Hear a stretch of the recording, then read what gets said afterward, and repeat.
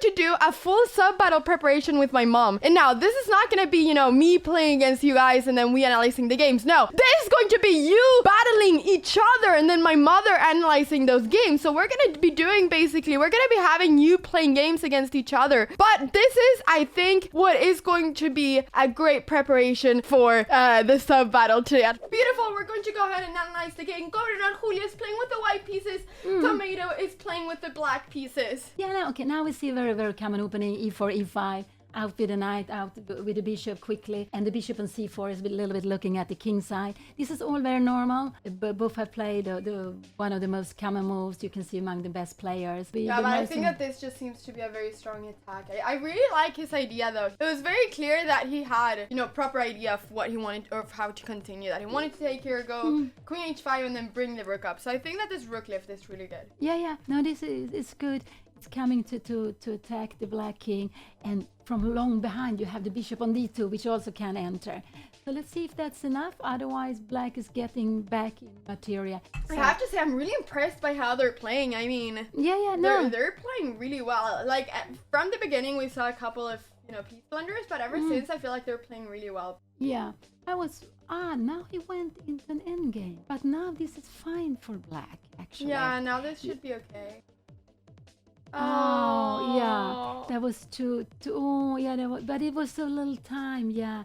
Okay, here we go. Let's see what happened in the game. Great game, Gordon and Julian Lord Tomato. Very great game. Let's go ahead and see what happened. Yeah, we'll try to make this as instructive as possible so that, you know, to help you out for the sub battle later. And these first moves are actually, you know, the most common moves, but they're also the moves when I was kid, I was learning chess, my first junior years, I always play e4 and e5 with black. And this is just because you get out quickly with the bishop, after you can hide away with the king. So this is a very, very good opening to play. You take the center with the pawns, you're fighting for the center, and you after, like here now, white played knight f3, you go out with the knight, but you're also attacking, and black, of course, but black can make other moves, but black defend, and at the same time black defend the pawn. You are taking out the knight. So this is just the most common moves. So you see that there's a red thread here. Developing quickly is always good. Remember that tonight. But yeah, this is great. You're all developing very quickly, which is and knight f6 is also a very good move. You are developing, you are attacking e4, and you are also, it's quite important, you are developing the pieces on the king side, because you really want to get away. You really want to get away with the king, you want the castle. Exactly, so that is really good. That's the second rule, king safety. This all goes to the rules that we have. Play fast, attack, and king safety. So bishop c5, very common move. Yeah, that's very common move. And now defending the pawn with d3. Yeah, so everything is common. Now the next move was a little bit surprising, but king safety. Yes. But it's very, you know, it's a logical move. You're developing a piece, but lots of time the plan here is actually to go c3, knight d2, and then after rook e1, and you put the knight to f1, jumping up that way. This is the most common way to play. But white played and say knight c3, and I think that black play against the most common move. That's why black made the blunder next move. Yeah, exactly. Because this is normal after c3. Yeah, most common move here is c3, or maybe h3 if you want. Yeah, small moves like that. And the idea is to go knight b2, and as I said, go round with the knight. And then knight f1, knight g3, and then maybe knight f5. So it's the most common way. But so I think that that's a really good point that you're making, that if you feel like your pieces cannot immediately get to a really good square, you can create a path for them to go to a good square. So instead of just going knight c3, you know, the knight is not like a bad piece there, but it would be better to have a knight, for instance, on f5. So to try to create a path for that knight would be perhaps better. So I think that's a great idea. No, it's absolutely. So we also got very quickly a question, what happens if, what's the difference about like doing c3, knight here, knight here, knight here, knight here, or just going knight here, knight here, knight here, because then you also get your knight up to g3. Yes, you know, you can also do that way, but I think the difference is that when you go c3, black always has to be aware of that d4 might come. Yeah. Exactly. So, all right. So we got d5 here. Then that was a slight mistake, but it's good for you to know, Tomato. It's good for you to know that it's different if they go c3 or if the knight is on c3, because now there's just too much protection on d5. So then you're able to take here, and then there was the blunder. Takes back, but I thought that Governor Julio played really nicely here. Yeah, I yeah. mean, maybe it could have taken this one immediately. Yeah, you can take on e5 immediately because f2 is defended. There are no tricks against f2. It's very important that rook, that it's defended. So it's possible to take the pawn direct. But you have a piece more, so it's just to control the position, to start changing pieces. It's good. Exactly. So let's see. So queen there was played as an attempt to defend, but we could still take here, and I think that maybe would have been good to take this pawn. It's good to try to defend as much as possible. Maybe even like developing this bishop would have been good to do. Bishop e3 would have been Bishop fine. e3, exactly. Yeah. Because this is what, when you have a piece up, you want to change pieces. You will always remain with a piece up, and then it will be so more difficult for the opponent. And the opponent want to keep everything, of course, though. Yeah. Anyways, h3 was played and rook e8, and I think that here once again, I think that knight g5 was played. Like, it's good to be attacking, but I think that it's more important to develop the pieces as a general rule of thumb. I think that the knight here idea is good if you think about like going back to the center, but it's important if you're just thinking about the tactical stuff, you also try to think about everything else. But yeah. So here there was a little mistake, but I thought this was really nicely played, going bishop g5 and activating all of the other pieces after there was a mistake made. I thought this was really nice. Yeah, no, I think so also. And now, okay, the game became more exciting, like that. Yes, but okay. we live for excitement.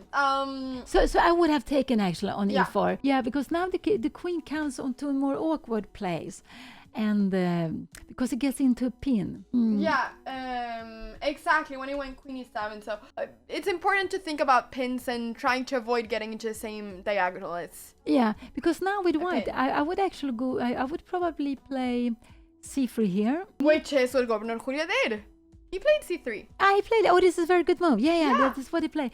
This is very good move. Yeah, and now, no, not d4 already, but maybe yes, queen f3. I would probably, like you say, Exactly. play. I would play, but it's fine the way it's fine with the way white play also. But I would have gone queen f3, maybe to put the rook on d1, and I want to play d4 in some moment. This is my plan. Always about all the pins. There's so many pins in this position with a queen on f3. There's so many pins. But it's nothing wrong with how white played here now. Absolutely no. You take after the queen, king goes down, and now maybe bishop h6 is the move I prefer, because it's already there close to white's king. And black's king, sorry. And now the idea will be to go bring up the rook. Rook e4. Rook lift. We talk about rook lifts a lot in this channel. Rook e4 is a great move that he did later. So, but probably instead of going back with the bishop, you are right now attacking the king. You want to have as many pieces as possible in front of the king. Yeah. So let's just see what happened. Bishop d2. Rook e4. Yeah, rook e4. But actually, you can play this move, but you can actually go d4 also if you want. So yes, go d4, and that's the reason why I don't want the bishop to be on d2, because on d2 now I'm not threatening to take on e5. I'm Yeah, not because this, of the... yeah. So maybe I would like just to go d4 here, because there's a little bit of a pin here. But rook e4, let's see what's happening.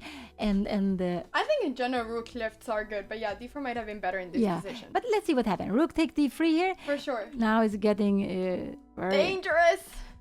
check. Yes. And bishop h6 now. Yeah, now it comes. Yeah, that's good, because now this is a tremendous threat. Bishop g7. So black has to play the next move. Yeah, but now we can see a difference on if this bishop was already here instead of white having to waste the tempo going there. So rook there. That was a really good defensive move by Tomato. Yeah, it is very good. That's what you have to do. You have to defend, because white has 3 pieces to attack with. We have to take away one. The queen can hopefully handle 2 of them, and in case maybe the rook can come back to d8 also to defend if we need it. So rook g8, very good move. Takes, queen g4 check. So maybe what would I do? Yeah, I would keep the queens here. So I would probably go queen g8 check. Oh, queen g8 check, yeah. And if king d7, I would try to bring my rook in, rook e1, something like this. Yeah. This is what I activating the rook. Activating the rook, yes.